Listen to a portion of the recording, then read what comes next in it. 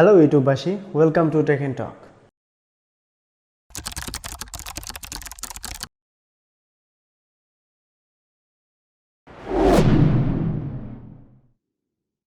আজকে আমরা রিভিউ করতে চলেছি Realme 10 Pro ফোনটির। সো এই ফোনটির ডিটেলস রিভিউ করব আজকে, যদিও বাংলাদেশের বাজারে রিলিজ হয়নি। এটি লঞ্চ হয়েছে চাইনিজ মার্কেটে গত সপ্তাহে, কিন্তু এক মাসের মধ্যে বাংলাদেশের বাজার, ইন্ডিয়ার বাজারে রিলিজ অর্থাৎ লঞ্চ হওয়ার সম্ভাবনা রয়েছে। তো ফুল স্পেসিফিকেশন সহ আজকে আপনাদের সামনে তুলে ধরবো এই ফোনটিতে আরও কী কী পাচ্ছেন আপনারা এবং কীরকম প্রাইস হতে পারে। আশা করি ভিডিওটি আপনাদের ভালো লাগবে, সাথেই থাকুন। তো ভিডিও শুরু করার আগে ছোট্ট একটি কথা না বললেই নয়, যারা এখনও আমাদের চ্যানেলটিকে সাবস্ক্রাইব করেনি তাদেরকে অনুরোধ করবো অবশ্যই প্লিজ একটা করে সাবস্ক্রাইব করবেন আর শেয়ার করতে ভুলবেন না। Realme 10 Pro, তো এর ডিজাইনের যদি আসি, ডিজাইনের দিকে তাকালে দেখা যাবে বক্সি ডিজাইনের সাথে সাথে এটি কিন্তু একটু আপনার আইফোনের ভাইব দেওয়ার চেষ্টা করেছে। এবং এই বক্সি ডিজাইনে আপনারা পাচ্ছেন, ফ্রেমে পাচ্ছেন প্লাস্টিক এবং ব্যাক প্যানেলও প্লাস্টিক, এবং সাথে থাকছে হচ্ছে গ্লসি ফিনিশিং। এবং এর ডান দিকে যদি আমরা খেয়াল করি, ডান দিকে থাকছে ভলিউম বাটন এবং পাওয়ার বাটন, সাথে থাকছে সাইড মাউন্টেন ফিঙ্গারপ্রিন্ট, এবং বাম দিকে থাকবে সিম কার্ড স্লট এবং মাইক্রো ইউএসডি কার্ড স্লট, দুটোই একসঙ্গে ইউজ করতে পারবেন আপনারা।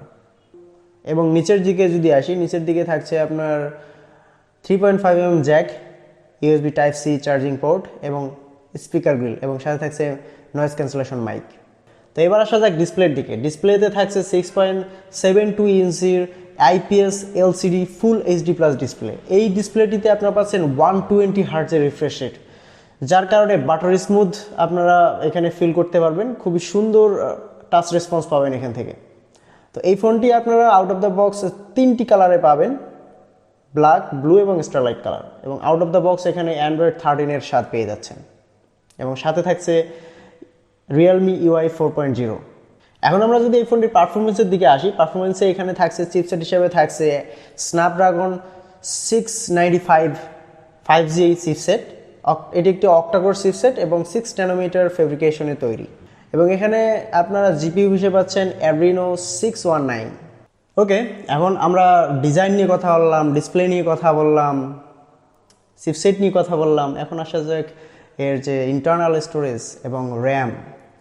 এই ফোনটিতে র্যাম হিসেবে পাচ্ছেন 8GB এবং 12GB দুটি ভেরিয়েন্টে, এবং ইন্টারনাল স্টোরেজ হিসেবে পাচ্ছেন 128 এবং 256GB, এবং ইন্টারনাল স্টোরেজ ইউএফএস 2.2 টাইপ।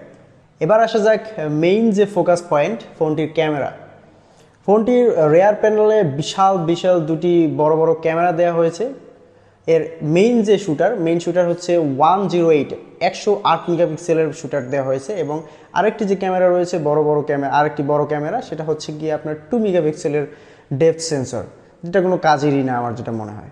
এখানে ডেপথ সেন্সর না দিয়ে আলট্রা ওয়াইড অ্যাঙ্গেল লেন্স দিতে পারতো 5 মেগাপিক্সেলের, অথবা ডেপথ সেন্সর 5 মেগাপিক্সেলের দিতে পারতো।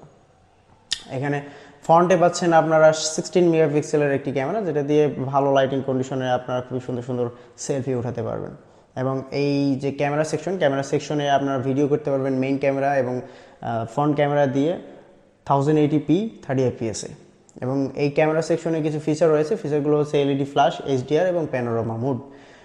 এবার আসা যাক ব্যাটারির মেইন যে সিস্টেম চালানোর জন্য যে পাওয়ারটা দরকার হয়, অর্থাৎ ফোনটি চালানোর জন্য যে পাওয়ার দরকার হয়, এত কিছু থেকেও যদি পাওয়ার আপ করার জন্য ব্যাটারি না থাকে, তাহলে ফোনটি কিন্তু বৃথা, কোনোভাবেই আপনার ফোনটি চালাতে পারবেন না। সো এই ব্যাটারি হিসাবে এখানে দেওয়া হয়েছে 5000 mAh-এর একটি হিউজ ব্যাটারি, এবং এই ব্যাটারিটি দিয়ে আপনারা অনায়াসে 1 দিন থেকে 1.5 দিন ইউজ করতে পারবেন।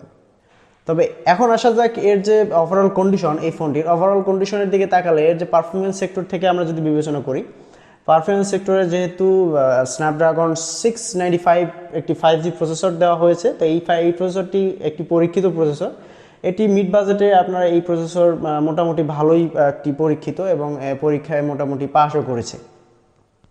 অনেক ফোনে আপনারা 695 প্রসেসর দেখতে পাবেন স্ন্যাপড্রাগনের, এবং এই ফোনটি দিয়ে আপনারা যদি 695 প্রসেসর থাকে, সেক্ষেত্রে আপনারা এই ফোনটি দিয়ে গেম ভালোভাবেই খেলতে পারবেন।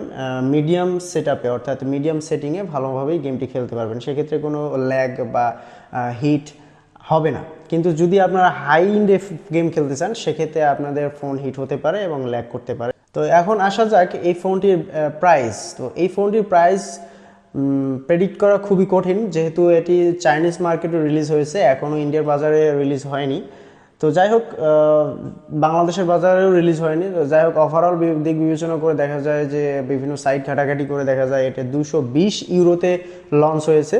তো এটি বিবেচনা করলে অফিসিয়ালি বাংলাদেশের বাজারে মোটামুটি 26-27 হাজার টাকার মতো হয়ে যাবে।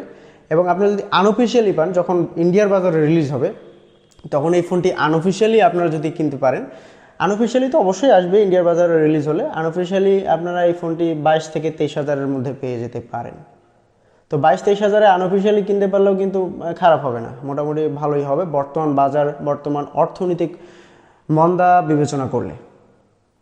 সো ভিডিওটি কেমন লাগলো অবশ্যই কমেন্ট বক্সে জানাতে ভুলবেন না। অবশ্যই আমাদের ভিডিও সম্পর্কে কোনো ধরনের কোনো সাজেশন থাকলে আপনারা জানিয়ে দেবেন আমাদের। আজকে এই পর্যন্ত, দেখা হবে আগামী কোনো টেকনোলজি আপডেট নিয়ে। সেই পর্যন্ত ভালো থাকবেন, সুস্থ থাকবেন। ধন্যবাদ সবাইকে, বাই বাই, টাটা।